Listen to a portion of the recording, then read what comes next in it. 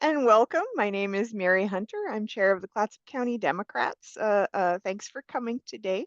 We're excited to get to know you a little bit better. So please tell me your name and the position you're running for. I'm Heidi Hoffman. I'm running for Seaside City Council to represent Ward 1 and 2. And what has moved you to take on this role in the community? Well, I was enjoying my quiet retirement, and then I started hearing people talking about banning books at the library. And that kind of sparked my interest. And I saw that there were a lot of other citizens who were upset about that, which actually led to a recall petition of one of the council persons. So I said, you can't sit on the sidelines and complain about stuff. You got to get involved.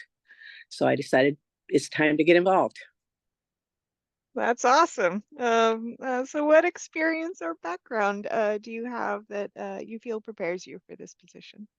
Well, I'm not a politician by any means, but I was a police officer for 23 of experience communicating, negotiating with a wide variety of people, from homeless people, mentally ill people, working poor to the very affluent.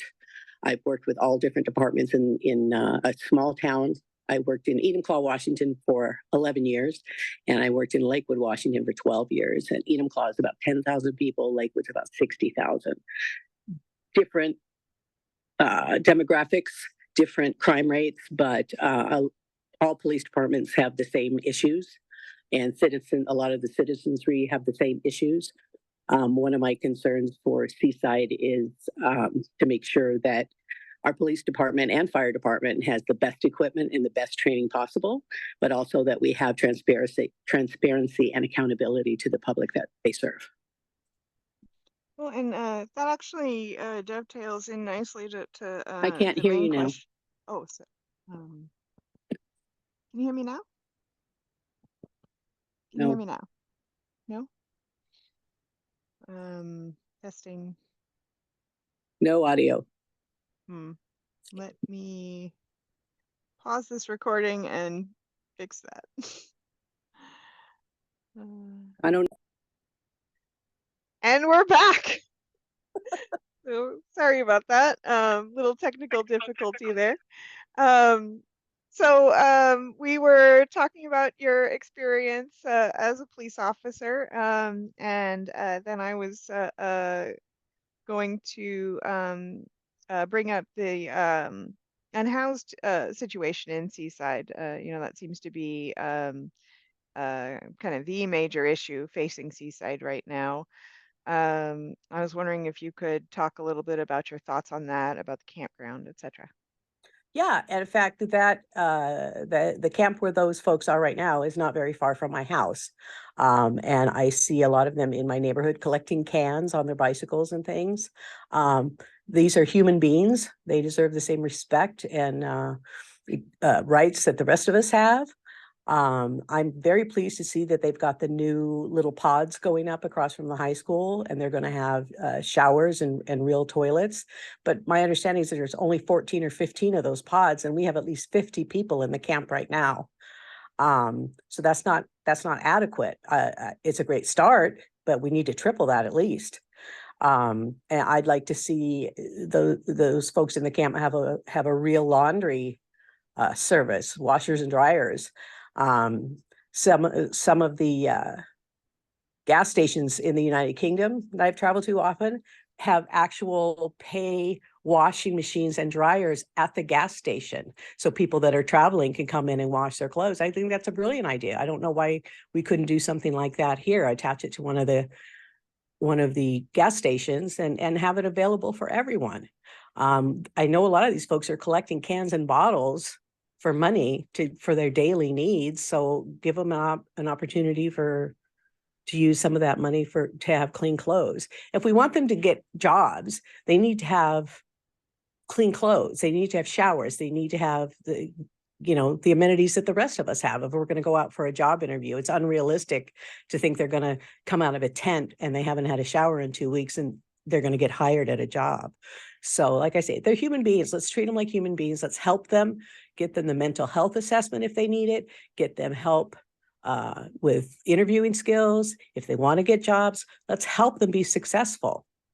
And then we don't have to worry that they're resorting to other means to get food.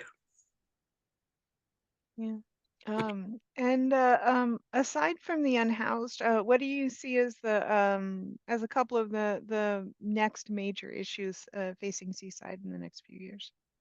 Well, I'm quite concerned about the infrastructure of the bridges. In Seaside, we have very few bridges to evacuate everybody that's who's west of Highway 101. If we have the big tsunami, how are we going to get all those people out of there? I'd like to see maybe some discussion of more footbridges, because cars are going to get backed up immediately. The cars are going to block the roads. So I think if we had more footbridges, we might be able to give more people a chance to get out of the danger zone. And as we saw with a bridge recently in Manzanita, somebody hit it and now it closed and the whole of Highway 101 was shut down. So I think I'm concerned about the infrastructure there too. Obviously, no book bans. I don't think the city should be banning books either at the library or in schools. Not for that at all. I think term limits for the city council. I think, you know, some of the councilors have been in there 12 years or more. I think 8 years is a good limit. That's what we have for the president. That's what we have for governors. I think 8 years is a good term limit. I've also heard from citizens that I've talked to that they don't believe that the council is listening to them when it comes to the 4th of July and the fireworks and the noise and the garbage that 4th of July brings. Yes, it brings money to the city, but the citizens are unhappy about it and they don't feel heard. Same with the Hood to Coast race. I've been told by citizens that the council doesn't listen to the citizens. Yes, the Hood to Coast brings money into the city and it's been going on for years, but a lot of the citizens are unhappy about it and they feel unheard. So I think they need a new voice to go in and ask the questions that the citizens are concerned about and not just blow them off and move on to the next thing that's going to bring money in. Yes, money's good, but a happy citizenry is also good. And right now I think we're at opposing viewpoints. Okay, so that's the end of the questions that I have. Is there anything additional you'd like to add? As I said, you know, I was enjoying a peaceful retirement. I'm not a politician by nature. I was a cop for 23 years. I did my best to serve the communities that I was in.